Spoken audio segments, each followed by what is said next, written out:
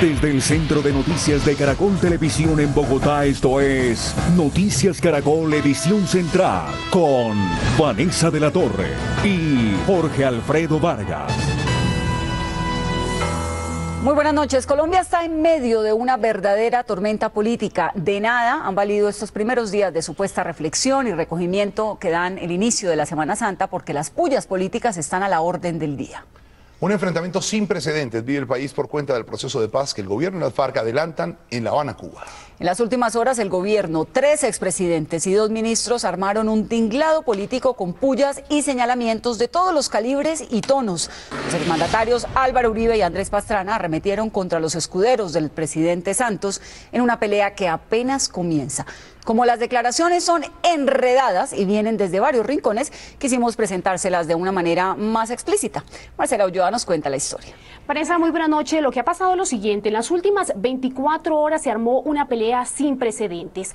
Esta vez, el primer round, la primera pelea, la inició el expresidente Álvaro Uribe y el expresidente Andrés Pastrana. Enfilaron sus baterías en contra de la familia del presidente Juan Manuel Santos, exactamente contra su hermano, a quien calificaron de terroristas. Hubo ataque en contra de ministros, exministros, expresidentes, y este es apenas el primer round de esta pelea. Hace 24 horas sonó la campana y el primero en pegar fue el expresidente Álvaro Uribe. Golpeó el proceso de paz del presidente Juan Manuel Santos. El gobierno le está ofreciendo impunidad a las FARC y descuidando la seguridad. Minutos después, apareció en el tinglado el expresidente Andrés Pastrana. Santos no tiene un mandato para la paz, no se votó por él para eso. Santos no respondió, pero sí subió al cuadrilátero a su escudero, el ministro Fernando Carrillo, que llegó con un jack de derecha. Es lamentable que el expresidente Pastrana vaya a terminar al lado de la extrema derecha de este país y con ese sector guerrerista que está combatiendo el proceso de paz. En una rápida reacción, Pastrana se defendió. Yo no entro en controversia con el camarero de Pablo Escobar. Y Carrillo reaccionó. Serénese, expresidente, ese no es el nivel del debate. ¿O aceptaría que se creyera que usted entregó todo a tiro fijo en el Caguán a cambio de nada? Cuando el expresidente Ernesto Samper supo que su eterno rival político estaba criticando el proceso de paz, se puso los guantes. Pastrana criticando el proceso de paz de Juan Manuel Santos es como el diablo enseñando el catecismo al Papa Francisco. Esta mañana, la calentura en el RIN aumentó con los trinos de Álvaro Uribe. Con los guantes puestos, atacó a Enrique Santos, hermano del presidente y hombre clave en el acuerdo de La Habana con las FARC. Enrique Santos, apologista del terrorismo, afanado. De esta pelea salen golpes para todos lados. Germán Vargas Lleras también fue blanco de Álvaro Uribe. Criticó su relación con el presidente. Dada su amistad y compinchería, lo mantiene en la cartera ministerial con una chequera de 4 billones de pesos para que hiciera campaña presidencial. También hubo golpes de Andrés Pastrana para el exembajador Gabriel Silva. Yo recuerdo que a Gabriel Silva, cuando estaba en mi gobierno, había un cuento que decía que el problema es que Gabriel Silva era una mula que se creía Juan Valdés. Mientras el enfrentamiento se agudiza, voceros presidenciales dicen que el presidente no va a caer en la provocación de los exmandatarios. Algunos analistas sostienen que se trata de celos políticos, otros simplemente aseguran que es el inicio de una campaña presidencial que le daría la posibilidad de reelegirse al presidente Juan Manuel Santos. Desde el norte de Bogotá, Marcela Ulloa, en Noticias Caracol. Marcela, este es un hecho que ha hecho que el país opine. Columnistas y líderes de opinión sostienen que los enfrentamientos verbales que enfrascan a 3 expresidentes tienen que ver con una lucha de poderes, celos políticos y viejas rencillas. Este es el reporte de Marcela Ulloa. ¿Celos políticos? Analistas sostienen que esa es la razón de los cada vez más agresivos ataques verbales entre los expresidentes. Es un escenario bastante áspero porque se viene la reelección y yo veo que ahí hay un grupo interesado en que el presidente Santos no se reelija. También plantean profundas diferencias en el proceso de paz que se adelanta en La Habana. Vaticinan una división de poderes. Pastrana no resiste no haber hecho la paz. Uribe se atribuye la paz porque dice haber acabado con las FARC y no resisten que Santos se vaya a salir con las suyas en el tema de las FARC. Pero columnistas como Armando Noboa sostienen que más allá de las diferencias políticas, los exmandatarios Ernesto Samper y Andrés Pastrana están ventilando rencillas de vieja data. Primeros mandatarios no pueden apelar a un lenguaje lunfardo ni callejero para referirse a un tema tan importante. Ellos están tratando de resolver rencillas personales entre ellos a través de un tema tan importante como el proceso de paz. Mientras los expresidentes preparan un nuevo round, la campaña electoral ya está al rojo vivo. No se pierda esta noche el análisis de lo que está pasando políticamente en el país en 7:24 a las 11:30 de la noche con nuestro director de noticias Luis Carlos Vélez. Los invitados serán Ramiro Bejarano y Ricardo Galán. 7 de la noche, 8 minutos, vamos a una noticia en desarrollo porque a esta hora se inicia el puente de la Semana Santa. Miles de viajeros se desplazan en este momento a los diferentes sitios de interés turístico y de descanso, así como de peregrinación de nuestra nación. Acá en Noticias Caracol les tenemos preparados reportes sobre la situación de las vías, el clima y el funcionamiento de los aeropuertos. Uno de los sitios de mayor aglomeración en Bogotá durante la Semana Santa es la terminal de transportes. Estamos en vivo en Bogotá, Barranquilla y Medellín. Empecemos con Juan Jacobo Castellanos. Él está en la terminal de transportes de Bogotá. Juan, situación a esta hora. Buenas noches. Hola Jorge Alfredo, muy buenas noches para usted, para todos los oyentes de Noticias Caracol.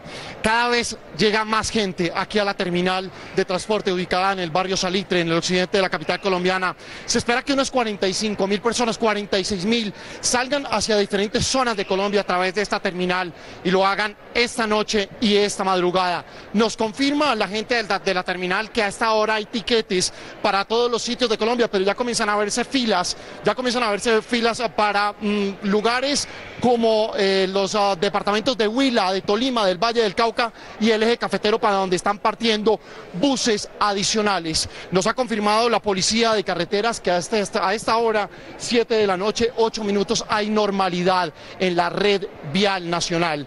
También nos ha confirmado el IDEAM que se esperan lluvias en las próximas 24 horas en el sur de la región Caribe, en la región andina, en algunas zonas de la región andina y en el Pacífico colombiano. Es la información que les tenemos a esta hora desde la terminal de transportes de Bogotá. Juan Jacobo Castellanos, Noticias Caracol. Juan, muchas gracias. 7:10 de la noche y vamos al Aeropuerto Internacional El Dorado, que es la principal terminal aérea del país. Allá está Pablo César Guevara. Pablo, ¿cuántas personas se espera que viajen por aire en esta Semana Santa? Hola, ¿qué tal, Vanessa? Buenas noches. Pues se calcula que serán 816.000 personas, 17% más que el año pasado, según estadísticas de la Aeronáutica Civil. Unos 7.400 vuelos, 800 se van a llevar a cabo en el día de hoy. Recomendaciones para viajeros internacionales: deben estar por lo menos con 3 horas de anticipación para que no tengan ningún problema en su proceso de chequeo. Lo mismo para viajeros nacionales, pues deben estar por lo menos con 2 horas de anticipación. Digamos, esas son algunas de las recomendaciones que han hecho las autoridades aeronáuticas. Los aeropuertos de la mayoría del país funcionan de manera normal por las buenas condiciones climáticas que ha habido en el territorio nacional. Reporte de Pablo en vivo desde el Aeropuerto El Dorado de Bogotá. Vamos ahora a Medellín, donde también se registra un gran movimiento de viajeros por aire y por tierra. En vivo, Juan Pablo López, desde la terminal del norte. Situación hasta ahora, Juan. Jorge Alfredo, buenas noches. Son en total 555.000 pasajeros desde el viernes 22 de marzo. Edier Velázquez López, ¿cómo va la situación acá en la terminal del norte? La situación en la terminal sigue trabajando en completa normalidad. Hemos movilizado 550.000 pasajeros desde el viernes hasta ahora. Hoy únicamente hemos movilizado 84.000 pasajeros, 17% más que el año anterior. Esto corresponde aproximadamente a 78.005 pasajeros. Es una cifra impresionante, son 65 pasajeros por minuto, casi 1 por segundo los que se están movilizando desde aquí, desde la terminal del norte y del sur. En Medellín estuvimos haciendo un sobrevuelo también por las principales vías del departamento de Antioquia. La vía Medellín-Bogotá está absolutamente habilitada, hay algún paso restringido, sin embargo la movilidad está garantizada en las principales troncales del departamento de Antioquia. En Medellín, Juan Pablo López, Noticias Caracol. Juan Pablo, muchas gracias y seguimos hablando de este tema cerca a Barranquilla. Se acaba de presentar un accidente durante este desplazamiento de viajeros en Semana Santa. Argemiro Pion está en vivo desde la vía oriental y nos cuenta qué fue lo que pasó. Argemiro. Vanessa, pues un bus de servicio intermunicipal que cubría la ruta Suan-Barranquilla se volcó luego de que el conductor perdiera el control y 14 pasajeros resultaron heridos, que son atendidos en estos momentos en diferentes clínicas de Barranquilla. Entre tanto, la policía continúa con sus operativos en todas las entradas y salidas de la capital del Atlántico para garantizar la seguridad de los viajeros. Por ejemplo, donde nos encontramos en estos momentos, que es la vía oriental que comunica a Barranquilla con las ciudades de Sincelejo, Montería y Medellín, se ha instalado un puesto de control. Las autoridades esperan la movilización de más de 60.000 vehículos durante esta Semana Santa en la ciudad de Barranquilla. Por eso están entregando recomendaciones de no conducir en estado de embriaguez, respetar el límite de velocidad, que es de 90 kilómetros por hora, portar el equipo de carreteras, hacer una revisión técnico-mecánica del vehículo antes de viajar y, por supuesto, no llevar sobrecupo. Desde la vía oriental, en el área metropolitana de Barranquilla, Argemiro Pion, Noticias Caracol. 7:24 minutos de la noche. Gracias por continuar con nosotros. Esto es Noticias Caracol. Primero en noticias. Es muy grave el estado de salud de los dos motociclistas que cayeron desde un puente esta madrugada en Bogotá. Pero lo que más sorprendió a las autoridades de este caso es que luego de que los hombres cayeran de más de 5 metros de altura y quedaran indefensos en el piso, otros sujetos, en vez de socorrerlos, los robaron. Vamos en vivo con Yarid Muñoz, quien tiene los detalles de esta historia. Yarid, buenas noches. Pues Vanessa, a propósito de este gesto reprochable de los ciudadanos que encontraron a los motociclistas tirados en este lugar de la avenida Boyacá, la ley colombiana castiga y contempla este delito como omisión de socorro y además por atracarlos en un estado de completa indefensión. Esta es la historia de lo que sucedió esta madrugada y del peligro que representa para algunos motociclistas el puente de la 1 de mayo con Boyacá. Según testigos, un vehículo los arrinconó contra la barrera del puente. El conductor de la moto tuvo que hacer una maniobra que terminó en un salto al vacío. El golpe contra el pavimento dejó a los dos motociclistas inmóviles, pero lo peor fue que quienes pudieron haberle prestado los primeros auxilios fueron quienes les robaron lo que llevaban en los bolsillos. Es triste como en un caso de estos donde unas personas que requieren de un auxilio son desafortunadamente saqueadas. Este es el sistema de puentes de la avenida Boyacá con 1 de mayo, el mismo lugar donde en poco más de un año han ocurrido 3 accidentes parecidos. Uno el 16 de febrero del 2012, cuando un motociclista también acabó en el suelo con graves heridas. La moto que vaya arriba y el callo de pecho así. Lo vimos cuando salió volando. Y el otro caso fue el 18 de febrero de este año, cuando un joven corrió con la misma suerte porque al parecer un vehículo lo cerró. Sí, es como que se estrelló dando la curva y siguió derecho, se cayó y siguió derecho. La curva salió y cayó bajo el taxi. Son varios los factores que han influido para que ocurrieran 3 accidentes parecidos en menos de un año aquí en la avenida Boyacá con la avenida 1 de mayo. El primero, el trazado que tienen los puentes, la velocidad con la que algunas personas toman esas curvas. Y otro, que las barandas de contención parece que no son suficientes, como en estos casos cuando el motociclista resulta arrinconado por otro vehículo. Y lo comprobamos, este es el mismo recorrido que hicieron los motociclistas de esta historia. En efecto, la barrera no supera el metro de altura. Pues las 2 personas que resultaron heridas luego de este accidente, entre ellos un policía, se recuperan de múltiples fracturas, uno de ellos en la clínica de la policía y el otro en la clínica de Occidente. Desde el suroccidente de Bogotá, Yarid Muñoz, Noticias Caracol.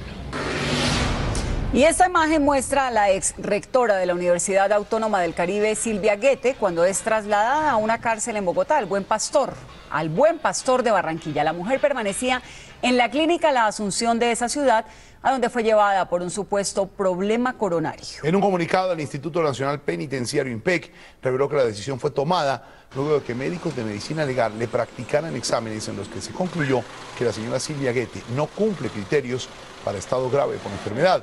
La ex rectora es investigada por homicidio y soborno. La policía denunció hoy que varias compraventas del país están recibiendo en el empeño electrodomésticos y joyas robadas. La alerta la lanzó la Dirección de Seguridad Ciudadana luego de capturar a 289 personas que fueron sorprendidas comprando o vendiendo objetos hurtados.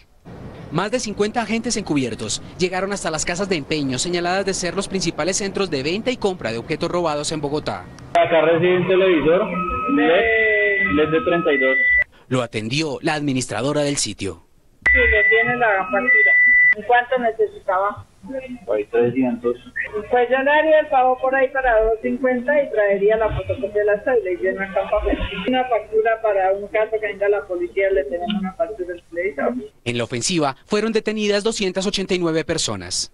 Los uniformados también llegaron hasta los jefes de las organizaciones encargadas de robar los objetos en las viviendas y ponerlos en las manos de los reducidores. 3.187 que fueron sorprendidas cometiendo hurtos. Se hizo una importante recomendación. Quien compre elementos hurtados, así sea de manera ingenua, va a tener una pena de 4 a 8 años de prisión. Invitó a los ciudadanos a denunciar a las personas o establecimientos que sigan haciendo parte de esas redes.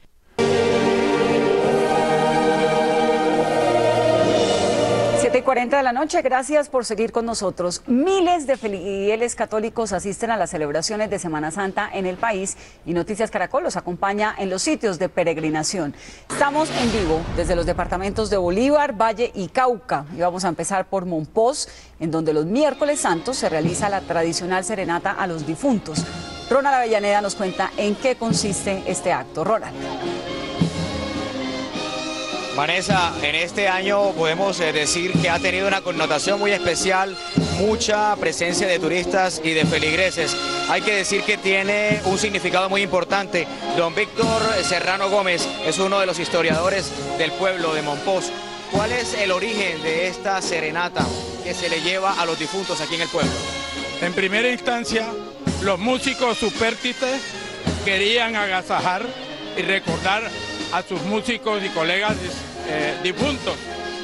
Eso se hizo durante muchos años, pero posteriormente fue una solidaridad con todos nuestros héroes, familiares y amigos que están aquí en el cementerio. Prácticamente un homenaje. Usted también tiene un hijo aquí en el cementerio que perteneció también a las fiestas. Hay que decir que lo que escuchan de fondo es una marcha, composición de músicos momposinos, y a cargo de esta banda sinfónica está el maestro Domingo Barraza. Ronald, desde Mompox y en Buga, en el Valle del Cauca, acoge a miles de creyentes que participan desde hoy en los actos litúrgicos de Semana Santa. Carlos Gutiérrez está en vivo desde esta ciudad. Carlos, ¿qué ocurre hasta ahora? Buenas noches. Jorge Alfredo, buenas noches. Acaba de culminar el último acto litúrgico. Fueron 9 ceremonias que se celebraron hoy al interior de la Basílica del Señor de los Milagros aquí en Buga. Hacia las 4:30 o 5:30 de la tarde fue el Via Crucis que se realizó en la plazoleta principal. Las puertas del templo fueron cerradas. Mañana hacia las 5:30 de la mañana se reabrirán. Dentro de la programación de mañana Jueves Santos, lo más relevante es a las 4 de la tarde, que es la celebración litúrgica de la Cena del Señor de aquí en la plazoleta. La policía ha garantizado la seguridad para todos los feligreses. En Buga, en el Valle del Cauca, Carlos Gutiérrez, Noticias Caracol. Carlos, gracias. Popayán, mientras tanto, se alista para la segunda procesión de esta Semana Santa. Freddy Calvache está allá. ¿Cómo transcurre la celebración religiosa, Freddy? Vanessa, buenas noches. Pues en pocos minutos parte desde la iglesia de la Ermita, el templo más antiguo que tiene esta capital, la segunda procesión de la Pasión de Cristo, que es en honor al amo Jesús. Juan Carlos Alegría, rápidamente, uno de los cargueros. ¿Qué significado tiene esta procesión? Este es un significado muy grande, sobre todo espiritualmente para todos los caucanos y con un deseo muy fervoroso de paz para todo el país. Muy bien, Juan Carlos, de contarles que desde muy temprano el centro histórico de la ciudad se peatonalizó para permitir que los miles de peregrinos que han llegado a esta capital pudieran observar y palpar la majestuosidad de la arquitectura de sus iglesias. En Popayán, Freddy Calvache, Noticias Caracol. El desempleo en Colombia bajó muy levemente durante el mes de febrero. Las autoridades dijeron que la generación de puestos de trabajo fue muy débil durante el segundo mes del año. Y como nos cuenta Henry González, si usted está en Cúcuta, la situación se hace más complicada. Durante 3 meses y medio, Jonathan Montenegro ha repartido numerosas hojas de vida para un cargo de auxiliar de bodega, pero todo ha sido infructuoso. He pasado prácticamente más de 30 hojas de vida. ¿Y qué le dicen? Que nos llaman. El drama de Jonathan es el mismo de 2.712.000 desempleados registrados en febrero pasado, cuando la desocupación bajó apenas 1/10 para ubicarse en 11,8%. ¿Qué quiere decir eso? Que se está desacelerando la dinámica del mercado laboral. No obstante, el presidente Santos se mostró optimista. El promedio del año, de febrero a febrero, va en 10.3. Es decir, cada vez estamos acercándonos más a la meta que nos propusimos de bajar el promedio del desempleo en el año a un dígito. Según el DANE, en varios sectores como la construcción y la industria hay ya alarma porque las cifras muestran que antes que haber nuevos empleos, lo que ha habido son despidos. Por ciudades, Cúcuta tiene la desocupación más alta a raíz de problemas en Venezuela como la devaluación del bolívar y la muerte de Hugo Chávez. La transición política, el clima político también tiene que ver con lo que puede ser las repercusiones que tiene sobre la economía colombiana, particularmente en la frontera. De hecho, allí muchas industrias y habitantes certifican ese drama. Ha salido personal, si habían los 4 o 5, aquí pues estamos únicamente 2. Por el contrario, las únicas ciudades con el desempleo menor al 10% son San Andrés, Barranquilla, Cartagena y Bucaramanga. Es una pareja de esposos que habita en un humilde sector de Cúcuta. Abrió las puertas de su hogar a los niños del barrio para que pudieran hacer sus tareas e investigar. Con el permiso de sus padres, los estudiantes pasan las tardes metidos entre los libros. Esta gente que le pone el alma y hace la diferencia. En Caracol, Iván Colombia más cerca. En su hogar, ubicado en la comuna 8 de Cúcuta, en norte de Santander, están reflejados los sueños y proyectos del matrimonio de Said y Rubiela. Yo lo voy a repartir las revistas. Convirtieron su espacio en una bibliocasa. Él, un tecnólogo ambiental, y ella, una ama de casa, le ponen el alma a orientar a los jovencitos del barrio 7 de agosto mientras sus padres trabajan. Guiarlos, si ellos no entienden, pues orientarlos en la tarea. Algunas enseñanzas que reciben estos pequeños que asisten a esta bibliocasa es aprender a construir huertas autosostenibles como esa, donde los niños ya han sembrado algunas hortalizas y frijoles. Al llegar aquí, compartir con mis compañeros, hacerlo de la huerta casera, cuidar el medio ambiente, estar en contacto con la naturaleza, me doy cuenta que vale la pena caminar tanto para llegar hasta aquí. Said y Rubiela siguen adelante con más de 3.000 ejemplares literarios y de consulta dispuestos para la promoción de la lectura en las barriadas cucuteñas.